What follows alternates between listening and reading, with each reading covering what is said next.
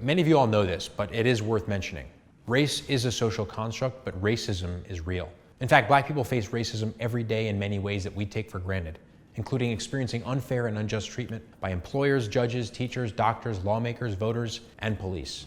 But we cannot go on this way. It is tearing our country apart. And what's messed up is that this is our normal.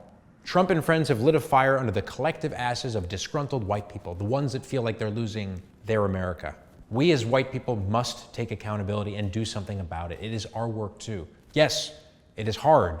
Yes, there will be pushback, and yes, you will feel uncomfortable, but I can promise you, we can shift the narrative one conversation at a time. In order to make a significant change in our country, we have to break the racist embedded traditions that we have as white people. And one of those is not talking about race at the dinner table. In fact, most white people hate to talk about racism, unless it's about how not racist we are or about scolding people of color for making us uncomfortable while they deal with their own oppression. But we have to do the opposite. So go home to family and have courageous and loving conversations about race and justice and what it really means to fight for life, liberty, and the pursuit of happiness for all Americans. Perhaps the one step that you can take is to talk to those closest to you who may seem the farthest away from your perspective. Starting at home is critically important for white people. So you're probably saying to yourself, yeah, right, asshole. You want me to talk to my uncle, mother, grandma, sister, distant racist cousin about fucking race at the dinner table? You're so fucking far out of it, my friend. Why don't you tell it to your fake family on TV? I live in the real world. Well, I'm here to share that tuning it out, laughing or shrugging it off, or excusing yourself out of the conversation and into a different room actually perpetuates the problem. In fact, some white folks are quicker to pick up a sign and hit the streets in multiracial protest about the latest miscarriage of justice when that is only one place that we need to be. Stay with me here. The struggle is not out there. It's actually in here, in our families, in our neighborhoods, in our collective white communities. Let's face it, white people elected Trump and put him in office. We must now organize and reach people, specifically the people who we have not yet reached, to change the growing tide of hate and injustice. Some great examples of white people showing up for racial justice include Layla Trumbull and Terry Kempton of the Facebook group Nonsense Roundup, where the two organized white people to respond to racist trolls online at the request of people of color. And Stephanie McKellop, a teaching assistant at the University of Pennsylvania, who came under fire in October for using a technique known as progressive stacking in her class, where she would call on students of color first, Black women receiving the top priority, to combat centuries of educational inequality. Carrie Points, an organizer with Surge, calling on white women in North Carolina to take on their own white supremacy through a series of workshops touring the South. People always ask me, how do you do it? I don't know what to say or how to say it. Well, here are some ways that I have found support in having courageous conversations about race. Listen deeply. Hear the underlying concern that the person is sharing with you. Give them the respect that they deserve by looking them in the eyes and really listening. If people feel listened to and heard, they'll be much more likely to engage without defensiveness and to listen to your ideas too. Don't let your silence be approval or permission. We can't be bystanders in a system that places higher value on white lives above people of color's lives. Call in instead of calling out.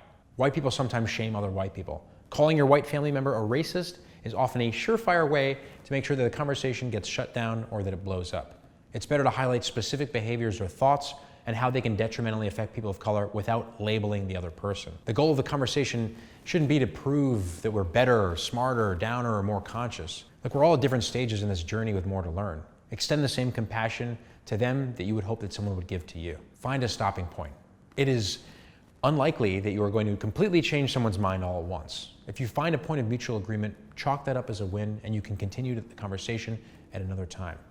Thank them for listening with an open mind, even highlighting where you really felt heard, and for engaging in an uncomfortable conversation. Think of planting a seed as a win along the way. Be in action. There are so many ways that you can engage based on what you care about, what you're good at, and what you want to contribute. It doesn't need to look one way. Choose your way. Speak in I statements. None of us were born socially conscious. Be vulnerable and admit to not knowing all the answers while being on your own road of discovery. Admitting to points when you've discovered your own bias or wrong thinking models a way that this other person can start to examine their own while limiting their defensiveness. When in doubt, ask questions. Racist comments and beliefs are rooted in other perspectives and beliefs. Asking more questions is always a good idea and can allow you to better understand and therefore address the roots of disagreement. We have to know specifically where someone is coming from in order to best change their perspective. Be in community. Confronting racism is hard, and having a support in the work is an important part of sustaining the journey. For me, becoming an organizer with Showing Up for Racial Justice, which is a national organization with hundreds of local chapters of white people that are also engaged in this journey, is that community. Look up your local Surge chapter and find a way to plug in. Color of Change is an organization that I personally support and take action for. Color of Change helps people respond effectively to injustice and racism in the world around us. As a national online force driven by over 1 million members, Color of Change moves decision makers in corporations and government to create a more human and less hostile world for Black people and all people in America. In order to get involved with Color of Change, visit their website at colorofchange.org. Become a member, sign one of their many petitions, and donate. We are living at a time when the forces of repression, of white supremacy, homophobia, sexism, and classism are gearing up for one last fight. If we can nurture our families and communities to understand that they can and must continue the struggle for all human rights, their future and our world will be one of greater peace, joy, and justice. Thank you for watching. I hope you found this helpful, and good luck in those courageous conversations around the dinner table.